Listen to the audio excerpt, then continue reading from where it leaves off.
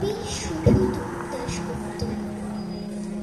মেঘ বলল, যাবি? অনেক দূরের গেরুয়া নদী, অনেক দূরের একলা পাহাড়, অনেক দূরের গহন সেবন, গেলেই দেখতে পাবি। যাবি?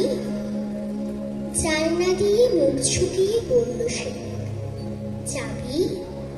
আমার সঙ্গে যাবি?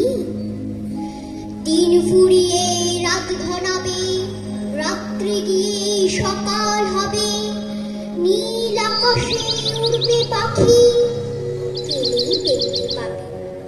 যাবি? শ্রাবণ মাসের একলা দুপুর, বলল, যাবি?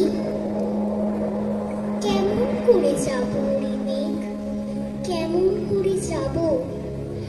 নিয়ম বাঁধা জীবন আমার, নিয়ম ঘেরা এধার ওধার, কেমন করে নিয়ম থেকে এ জীবন হারাবো? কেমন করে যাব রে মেঘ, কেমন করে যাব? মেঘ বলল, দূরের মাঠে বৃষ্টি হয়ে ঝরবো, সবুজ পাতায় পাতায় ভালোবাসা হয়ে ঝরবো, শান্ত নদীর বুকে আনবো জলোচ্ছ্বাসের প্রেম, ইচ্ছে মতন বৃষ্টি হয়ে থাকবো, ভেঙে পড়বো। এই মেয়ে, তুই যাবি? আমার সঙ্গে যাবি? যাবো না মেঘ, পারবো না রে যেতে, আমার আছে কাজের বাঁধন, কাজেই থাকি মেতে। কেবল যখন ঘুমিয়ে পড়ি তখন আমি যাই, সীমার বাঁধন ডিঙিয়ে দৌড়ে এক ছুটে পালাই, তখন আমি যাই।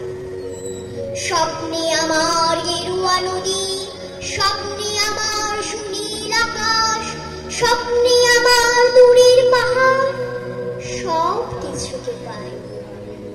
জাগরণের এই যে আমি কৃতদাসের মতো, জাগরণের এই যে আমি এবং আমার জীবন, কাজও কাজের সুতোয় বোনা, মুখোশ ঘেরেছি।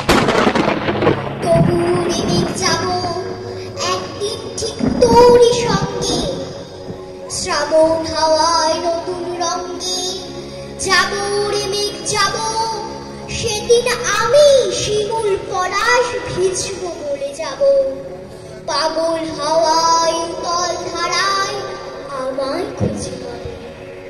যাব রেমেক যাব, যাব রেমেক যাব, যাব রেমেক যাব। নমস্কার।